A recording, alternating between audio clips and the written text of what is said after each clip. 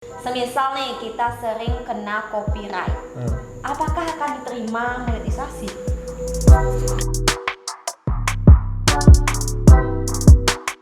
Hello amazing people, kembali lagi dengan saya Nartini. Dan tentunya pada video kali ini saya lagi ditemani oleh Kak Yoga.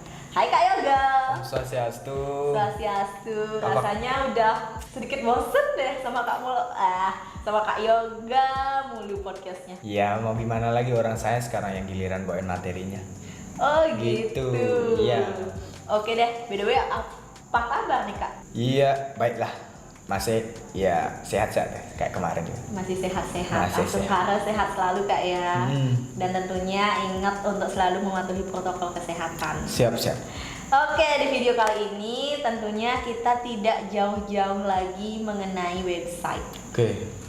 Berbicara mengenai monetisasi pada video-video sebelumnya, pasti tidak jauh-jauh dan masih berhubungan dengan yang namanya Google AdSense, kemudian afiliasi dan Betul. juga iklan. Oke, pada video kali ini saya akan menanyakan seputaran hal itu deh Kak. Apakah bisa langsung dimulai? Bisa. Oke, untuk pertanyaan yang pertama, biasanya ketika kita menempatkan iklan, seringkali nih kita sendiri yang mengklik iklan yang kita buat atau iklan yang telah diberikan oleh Google AdSense. Oke. Nah, apakah ada dampak terhadap hal tersebut Kak? Oke. Kalau misalnya kita klik iklan sendiri, ya ini secara umum memang masalah yang sering dialami blogger atau web designer ya, karena memang masalah ini sering terjadi gitu. Kalau cara mengatasinya itu mungkin bisa kita menggunakan metode sebelum dan sesudah. Gitu. Kalau sebelum kita mengklik iklannya itu pastikan kita selalu rutin cek dashboard AdSense-nya gitu ya. Kita cek apakah ada nggak yang klik iklan kita gitu. Ada nggak yang kunjungi website dan klik iklan kita gitu. Kalau misalnya kita sendiri yang mengklik, kita bandingkan dengan website kita, apakah tampilannya itu beda nggak? Kalau misalnya beda dan mengarah ke hal negatif, ya langsung kita konsultasikan ke pihak Google AdSense gitu. Tapi kalau misalnya kita sudah terlanjur mengklik iklan itu, misalnya sekarang nih saya klik iklan di websitenya saya sendiri, usahakan kurang dari 30 menit ke depan kita sudah melakukan pelaporan atau konfirmasi terhadap pihak Google agar kita itu tidak diklaim menggunakan robot untuk mengelola website kita. Nah, setelah kita melapor atau melakukan konfirmasi itu, ya kita tinggal tunggu konfirmasinya itu seperti apa. Entah kita diberi permakluman atau disuspend, itu kebijakannya Google sendiri. Tapi masalah dampak yang paling sering atau yang paling umum saya temui itu disuspend sih sebenarnya. Tapi suspend itu pun dibagi, dia ada dua. Ada yang bersifat sementara, ada yang bersifat permanen. Kalau yang sementara, ya sekarang kita melakukan kesalahan sampai 30 hari ke depan lah website kita disuspend ya gitu. Itu sih. Jadi ternyata berbahaya banget Kak ya hal tersebut. Kalau bilang berbahaya sih enggak, karena ada faktor tidak disengaja. Gitu. Tapi kalau agar lebih aman, kita bisa untuk mengelolanya gitu, usahakan kita sendiri, enggak orang lain. Kalau kita menggunakan jasa orang lain, oke lah. Tapi kalau misalnya kita ngelola website nyuruh orang lain secara gratis, atau misalnya kita punya anak nyuruh anak kita yang ngelola, itu bahaya banget. Apalagi mereka belum tahu dampak kalau kita klik iklan sendiri. Gitu. Lebih baik kalau kita punya website atau punya blog, kita yang sendiri yang kelola. Yang mengelola. Ya. Oke, jadi perlu berhati-hati Kak ya. Bisa dibilang hal tersebut vital. Kalau vital sih enggak, karena masih ada permaklumannya, masih ada. Kalau hal yang vital itu kan enggak, udah mentok enggak ada permakluman, tapi ini masih ada. Tapi kalau dilakukan berulang kali dan itu dalam waktu yang bersamaan, misalnya klik gitu misalnya, dia kan terus muncul tuh. Nah, itu diklaim bahwa itu robot yang melakukan gitu. Bisa disuspend nanti. Oke, kita lanjut ke pertanyaan yang kedua nih Kak. Oke.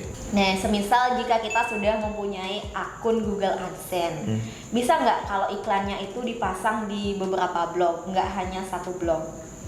Bisa. Bisa. Ya. Maksimal berapa blog, Kak? Kalau setahu saya itu ya kurang lebih 500 blog lah. Wow. Asalkan blognya kita itu atau akun Google AdSense-nya itu sudah terdaftar gitu aja. Kalau belum terdaftar ya otomatis iklannya nggak muncul gitu karena belum diproses secara utuh oleh AdSense. Lebih dari 500 blog. Ya kurang lebih segitulah. Wow, banyak juga, Kak ya. Kita lanjut ke pertanyaan yang ketiga. Oke. Semisal nih kita sering kena copyright, apakah akan diterima monetisasi? Kalau monetisasi itu relatif ya. Kalau misalnya kita melakukan copyright, misalnya anggap saja sekali, ya kemungkinan masih bisa. Tapi kalau berulang kali, nah itu kemungkinan besar tidak dimonetisasi, tidak menghasilkan uang gitu ya. Karena Google atau AdSense itu mengklaim bahwa situs webnya kita itu menyediakan atau menerbitkan konten-konten sampah atau konten-konten yang sudah pernah diupload sebelumnya. Istilahnya itu copy paste lah. Karena kalau kita ingin membuat sebuah konten, ingin mempublish sebuah konten, itu harus original dan memang itu bersumber pada diri kita dari apa yang kita pelajari atau apa yang kita temui gitu. Bukan hasil copy. Karena algoritma Google itu sudah tahu, oh ini topik yang sudah pernah dibahas gitu. Oh ini kena copyright nih. Oke, jadi si Google itu sangat teliti, Kak ya. Sudah ada Google untuk hal seperti itu ada. Jadi kita nggak boleh main-main. Oke, pertanyaan yang keempat dari saya. Kenapa ini, Kak, ada kasus pengunjung dalam situs website tersebut sudah banyak, tapi kok iklannya jarang muncul ya, Kak? Jarang muncul di website tersebut. Iya, di website. Kalau itu mungkin langka ya, karena kalau dia pengunjungnya banyak, otomatis trafficnya akan naik.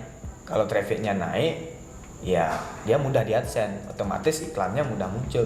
Tapi kalau misalnya ada kasus demikian, mungkin iklan yang mereka pasang atau si web designer itu ingin pasang tidak relevan dengan topik yang ia bahas. Itu mungkin terlalu banyak sampah mungkin di websitenya dia. Mungkin dia terlalu banyak menginstal plugin, tema-tema yang nggak penting kayak gitu. Tapi ini langka ya. Belum pernah saya dengar website yang pengunjungnya banyak tapi iklannya jarang muncul, itu sangat langka sekali. Tapi kalau ada itu mungkin di banned juga bisa karena mengandung konten dewasa, mungkin itu bisa. Tapi kalau misalnya saya mengupload website dengan mengandung konten dewasa, pasti sekarang saya upload lagi 5 menitnya pun sudah di banned. Tapi kalau sampai pengunjungnya banyak kan dia berarti lama kan, kemungkinan iklannya itu tidak relevan. Iklannya yang tidak relevan. Iya, tidak ada kaitannya dengan topik yang dibahas di dalam website atau blog tersebut. Oke, boleh bertanya lagi, Kak? Boleh. Atau nggak udah capek? Iya silahkan, kalau masih ada tanyakan, kalau enggak ya. Oke, saya mempunyai pertanyaan lagi 2. Apakah aman jika kita melakukan migrasi email pada AdSense? Aman sih ya, sebenarnya aman. Hanya saja kita harus menggunakan akun yang memang benar-benar belum pernah digunakan. Gitu. Harus akun baru? Iya, akun baru. Kita kan ingin memigrasi akun email ya. Akun email AdSense ya harus pakai yang baru. Aku pinjam akun punya temen nih yang udah pernah dipakai, itu nggak bisa. Itu nggak bisa. Nggak bisa. Harus benar akun AdSense yang baru ya. Oke, pertanyaan terakhir deh, Kak, dari saya. Apakah afiliasi dengan iklan itu sama? Kalau dibilang sama, enggak juga. Tapi kalau dibilang berbeda, masih terkait. Nah, kalau menurut saya pribadi itu afiliasi itu lebih cenderung ke media pengiklan. Media pengiklan. Ya. Medianya. Nah, iklan ya iklan, strategi pemasaran. Tapi kalau afiliasi itu media pengiklanan. Gitu. Berarti afiliasi tidak dikatakan strategi pengiklanan juga? Bisa dibilang. Intinya itu iklan dengan afiliasi itu masih ada kaitannya. Hanya saja afiliasi itu lebih terfokus pada media pengiklanannya.